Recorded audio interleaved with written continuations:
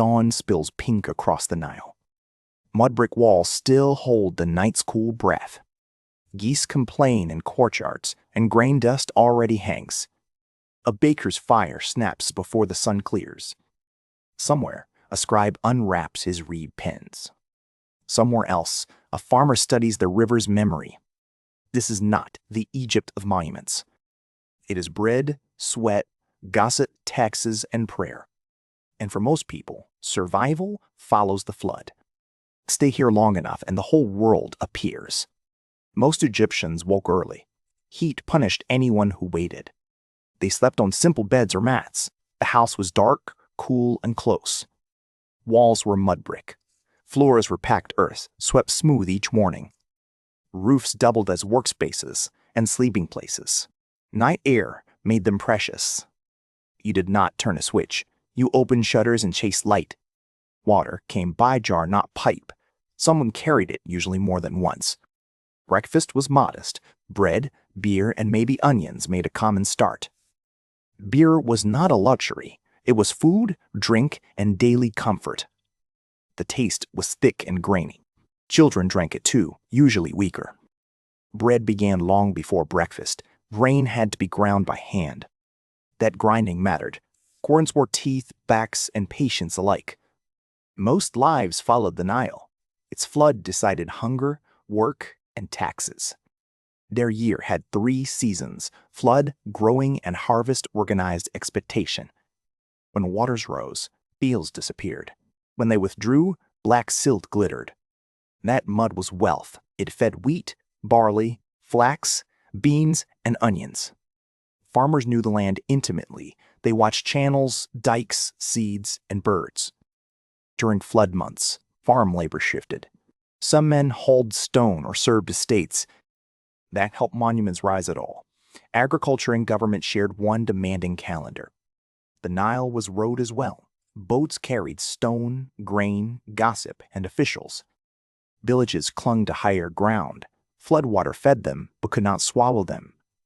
Egypt was never one frozen moment. Daily life changed across centuries, regions, and rank.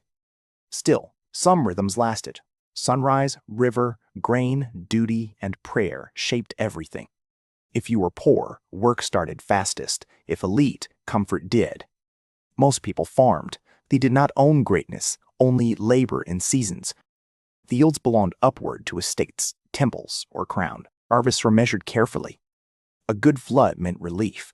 A weak one turned worry into prayer. Men plowed with cattle. Women and children helped weed, carry, glean, and sort. No hands stayed idle long.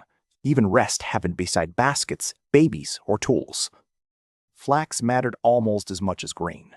From it came linen, rope, sails, and cloth. Clothing was usually simple linen. White fabric flashed brightly against river mud. Many men wore short kilts. Many women wore close-fitting dresses or wraps. Jewelry added color and status. Even modest homes prized beads and amulets. Bare feet were common. Sandals appeared when heat, stone, or status demanded them. Now step inside a house. Space is tight, but life fills it. Rooms served many purposes. Storage jars lined walls like silent household guardians. Food stayed in baskets and sealed pots. Cool pits helped where shade failed. Cooking meant smoke and waiting. Stolen ovens held the day's warmth. Women often baked and brewed. Yet labor blurred more than neat textbook lines. Households were partnerships and hierarchies both.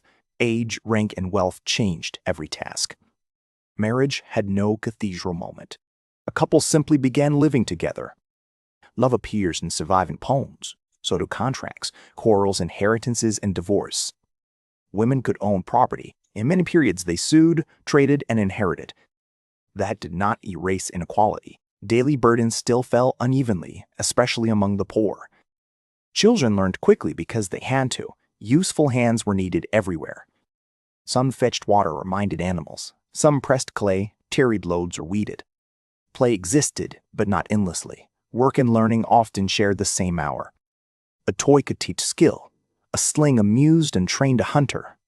School, for most, meant apprenticeship. For a few, it meant writing. and writing changed destiny. A scribe's clean hands promised escape from heavier labor. Scribes were the kingdom's memory. They counted grain, copied letters, and recorded names. Ink, reeds, and papyrus carried power. Numbers could hurt as surely as whips. Taxes came in produce and labor. Measurement made authority visible. Suited officials at harvest. Nobody mistook baskets for abstract government. Yet Egypt was not only fields. Workshops rang with wood, copper, stone, and dye. Carpenters shaped beds, chests, and boats. Potters spun jars needed by every home. Metal workers hammered tools and ornaments. Stone cutters made beauty from patience and dust. Fishermen worked shallows and deeper channels. Nets, hooks, and patience fed many suppers. Bird hunters watched marsh reeds carefully. Ducks and geese turned wetland skill into dinner. Herds also mattered. Cattle measured wealth, while goats and sheep filled quieter needs. Donkeys carried what backs should not. Every path knew their stubborn economy. Markets gathered smells before voices. Fish, cloth, oil, baskets, and gossip changed hands. Women could trade there openly.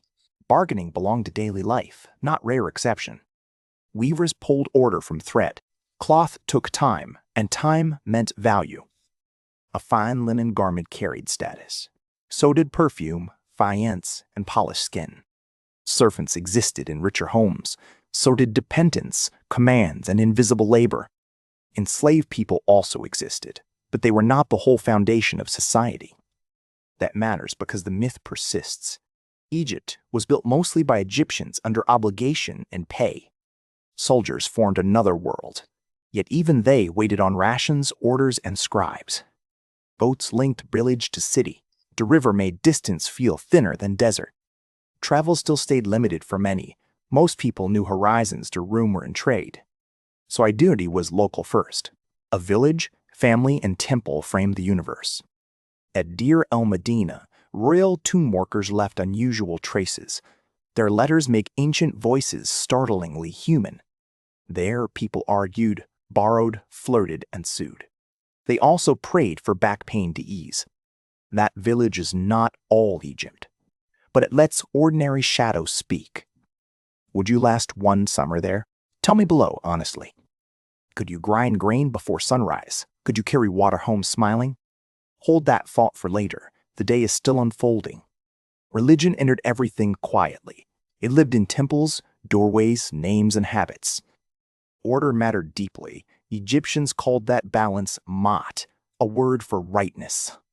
Wanting offerings fed the gods' images. In return, the world was supposed to hold.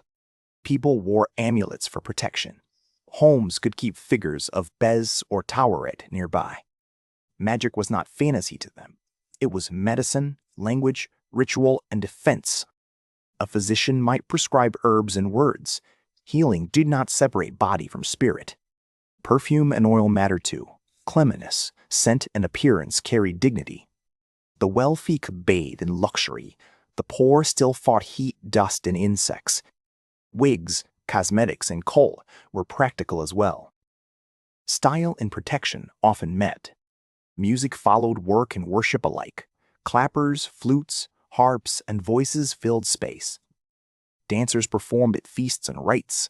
Rhythm helped bind a crowded world together. Festivals broke routine gloriously. Streets brightened, boats processed, and extra beer flowed. For a moment, hierarchy softened. Shared celebration let people taste abundance. Then, routine returned. Somebody still had animals, accounts, and dough waiting. Not every Egyptian saw a palace. Fewer still lived like paintings suggest. Elite life smelled different. More servants, finer linen, better meat, cooler rooms. Palaces had gardens and pools. Ordinary homes had shade, skill, and compromise. Rich tables offered beef, wine, and sweets. Poor tables leaned on bread, vegetables, and beer. Yet even kings depended on farmers. Splendor rested on muddy feet. And yes, monuments rose. But most Egyptians spent life building households, not eternity's postcards. The Pyramid Age was early. Ancient Egypt lasted far longer than its famous silhouettes. Across those long centuries, continuity endured. So did change, sometimes quietly, sometimes violently. Foreign rulers came and went. Ordinary people still kneaded dough and watched the river. That may be the strangest truth. Empires shout, but daily life whispers longer. Justice, too, was local and imperfect. Yet courts, complaints, and contracts were real. People sued neighbors and family alike. The ancient world was intimate, not always gentle. Workers could strike, at least sometimes. Even royal tomb builders once stopped for rations. The detail feels modern. Empty stomachs make bold arguments in any century. Death was everywhere, but not worshipped morbidly. Egyptians loved life enough to imagine its continuation. Tombs borrowed from home.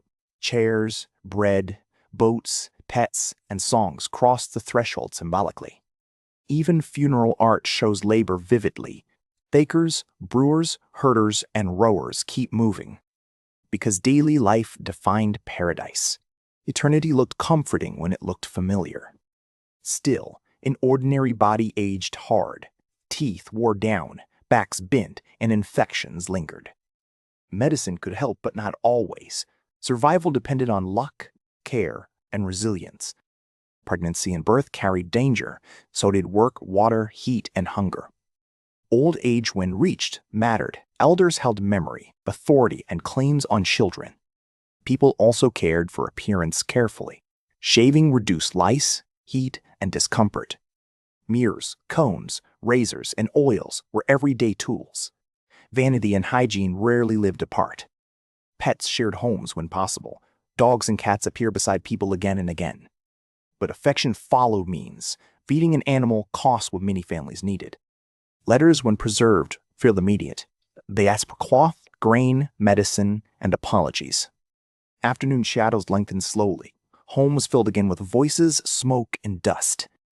A meal might thicken the evening. Lentils, leeks, fish, dates, or figs appeared. Garlic, onions, and herbs sharpened simple meals. Flavor mattered even when abundance did not. Fish from the Nile eased lean days. Salt and drying helped food travel farther. Meat happened less often for most. Feast days and wealth changed that. After work, people still wanted pleasure. They talked, sang, drank, and played games. Centerboards clicked in lamplight. Chance and strategy shared the same small square. Children listened to stories and adults. Both could be equally unforgettable. Oil lamps pushed back darkness weakly. Shadows trembled across walls and sleeping faces. Dreams mattered in that world. A bad night could send someone toward prayer. Summer sleep climbed to the roof. Winter pressed families closer indoors. Night finally softened the village. Dogs barked, insects sang, and the river darkened. Above, stars sharpened over black roofs. Below, tomorrow's labor already waited. For most Egyptians, greatness was private. A fed child, a full jar, and safe sleep mattered. That is what monuments hide. Civilization begins in kitchens, fields, and doorways. So what was daily life really like? Repetitive, skilled, crowded, devout, and intensely physical. It could be beautiful and exhausting together. The same sun blessed harvest and punished labor. It was less about kings than neighbors, less about pyramids than bread. And that may bring them closest. Ancient people also counted worries one sunrise at a time. If you had to choose one role there, which would it be? Tell me below. Subscribe and ring the bell. More journeys into the past are waiting. Because their world is gone, but its human rhythm still feels familiar.